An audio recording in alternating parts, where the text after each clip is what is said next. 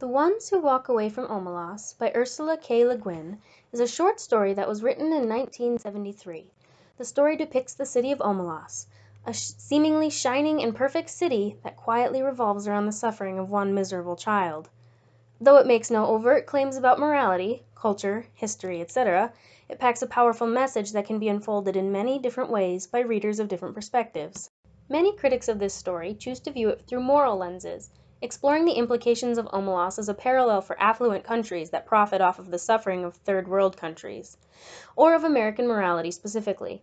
Some writers have viewed it as a criticism of the utopian ideal, a demonstration of the inevitable flaw in every utopia. Meanwhile, other critics view it as a work of support for the pragmatic utopian ideal. From the opposite side, philosophical authors view it as a critique of pragmatic, human morality overall in sanctioning the suffering of the few for the good of the many. It has also been filtered through lenses of fantasy genre criticism, explored in its relationship to the philosopher Henry James, and used as comparisons for Dostoevsky and Dickens in several essays. Though dozens of critics have expertly analyzed Le Guin's story in various ways for various meanings, there seems to be a lack of attention to the story's garish but critical juxtaposition of a happy city dependent upon utter misery. Unlike many of the other approaches, I see Le Guin's story in relation to literature and art itself. I believe that the story revolves around the line, "This is the treason of the artist, a refusal to admit the banality of evil and the terrible boredom of pain." Ultimately, I think Le Guin is pointing out the folly of assuming that something is of artistic quality simply because it's painful, and devaluing the quality of something simply because it is beautiful and happy. I think she guides us through that in her story. Joyous. How is one to tell about joy?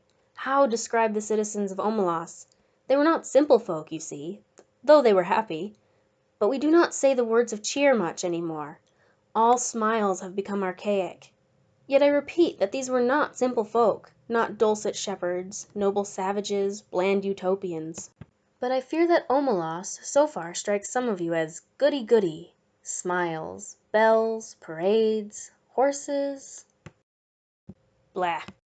Here, the narrator is offering up to readers what seems to be an ideal city for a thought experiment. However, she seems to have little confidence that her readers will find such a city intriguing, but rather that they will assume it to be boring, simple, and inane. This passage also points out the fact that modern readers are not good at literary happiness, either describing it or understanding it anymore. All smiles have become archaic, says the narrator. That Le Guin would take the time to point this out in her brief text is significant, and it indicates that the story has a much different commentary than simply a moral or economic meaning. The narrator also claims that Omelas is beautiful, but not simple. Here arise questions from the text that start to cut to Le Guin's point. Can happiness be intellectual? Can something that is beautiful for its own sake still have profundity or meaning? Or is meaning in art and literature only found in relation to pain? As Le Guin writes, we have a bad habit of considering happiness to be something stupid. But it was not always that way among the intellectually elite. Historically, artists and writers used to believe in the value of happiness for its own sake, and in its intellectual value. For example, the great thinker and rhetorician Aristotle dealt philosophically with what it meant to lead a happy life. He did not believe that it was merely a matter of amusement or temporary pleasure, but a matter of fulfilling one's individual potential, prospering, living in intellectual reflection, seeking eternal truth, and of living what he called a harmonious life. Regardless of his conclusions, the great philosopher did not disregard the idea of happiness in art or in study. Over time, however, the idea of happiness in art became entangled with that of merely living life for temporary, hedonistic pleasure.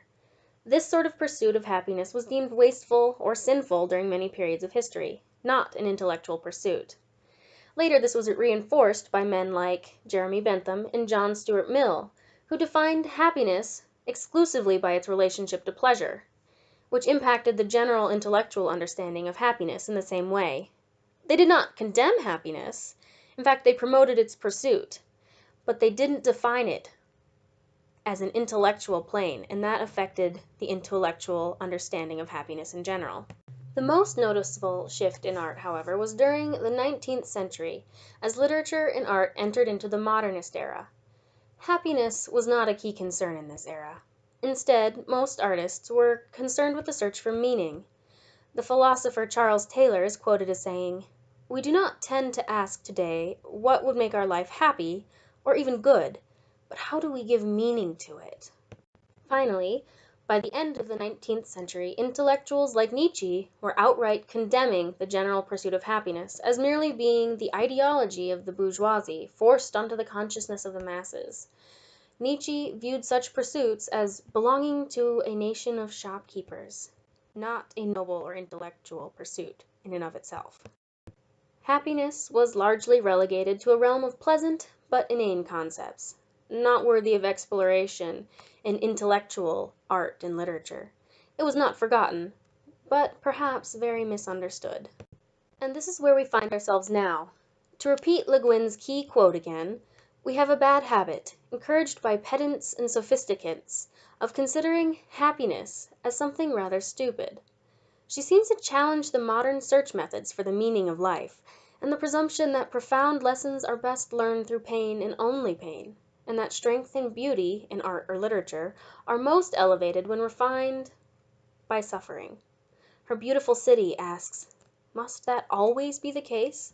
Is there no place for intellectual happiness, pursuing beauty and meaning in art without needing pain to define them? Of course, no one can deny that pain is often unavoidable. Pain is just one of the realities of human existence, and therefore it's only natural to seek to find meaning and value in suffering. Otherwise, it might just be unbearable. Author Harold Schweitzer, in his book Suffering and the Remedy of Art, states that, yet to understand suffering as analogous to art gives suffering a language in which the very secrecy of suffering and its defiance of instrumental reason can be transformed into an ontology. If suffering, then, cannot be authorized or mastered, it can yet be told, told as one tells stories, sings songs, paints pictures, or recites poetry. According to Schweitzer, literature and art often deal with pain in order to make it bearable, to help people gain empathy for others, to educate on the nature of pain, and to help humanity face pain in all of its forms and create meaning in it.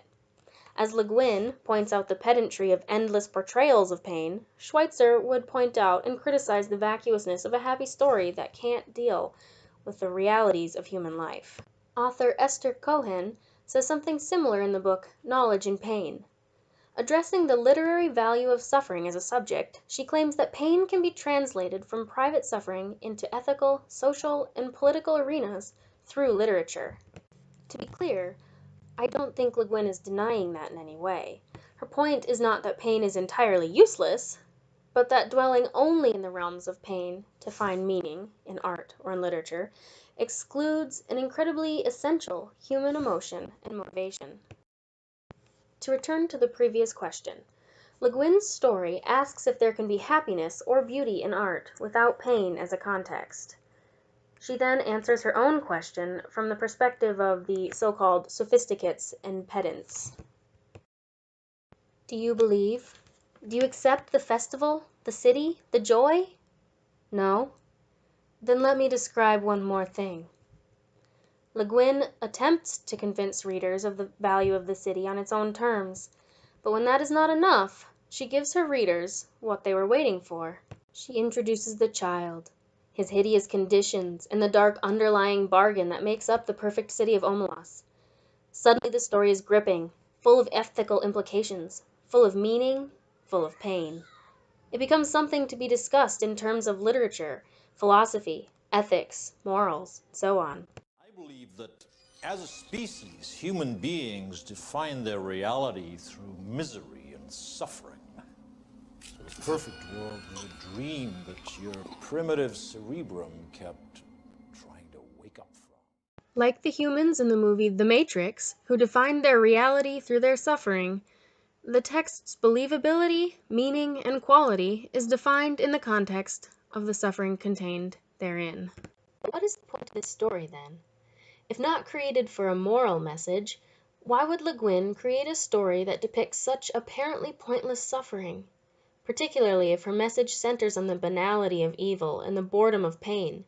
It seems ironic, to say the least, if not hypocritical. But it is this very irony that drives her point home. This glaringly hideous situation, even more hideous for its lack of necessity, highlights a flaw in modern intellectualism, and a tendency to create sheer ugliness and pain for purely analytical purposes. To expect that quality art and literature will deal with such subjects if they are to have any depth to them. The critic Lori Langbauer says, "The story Omelas makes clear that those who come to look at the tormented child do so for their own purposes and never in response to its needs or wants, which simply don't exist for them." By demanding suffering in order to achieve meaning, is it possible that the readers themselves have become the selfish viewers of pain? Consider this. Would anyone read the story of the happy, ideal city of Omelas if it had no hideous compact? Le Guin does not seem to believe so, anyway. Her story would not exist without the child. These are the terms, as the narrator says. Intellect insists upon pain. There must be a tortured child if there is to be a meaningful story. And this is what Le Guin is trying to convey. We are the people of Omelas. But then there are the ones who walk away from Omelas. Le Guin does not leave us in our impossible situation. Critic Shoshana Knapp claims that Omelas exists only by the allowance of the readers. Le Guin liberates her characters from the evil narrator by allowing them a different choice, either to function within the trap of an immoral fictional universe, or to vote, with their feet, not their fists, against it. And we, as readers, have that same choice when we read this story and any other speculative fiction that allows us to build a brave new world. Knapp points out that readers, whether intellectuals or not, have a choice in participating in such a world, where pain is simply imposed because it is assumed to be necessary.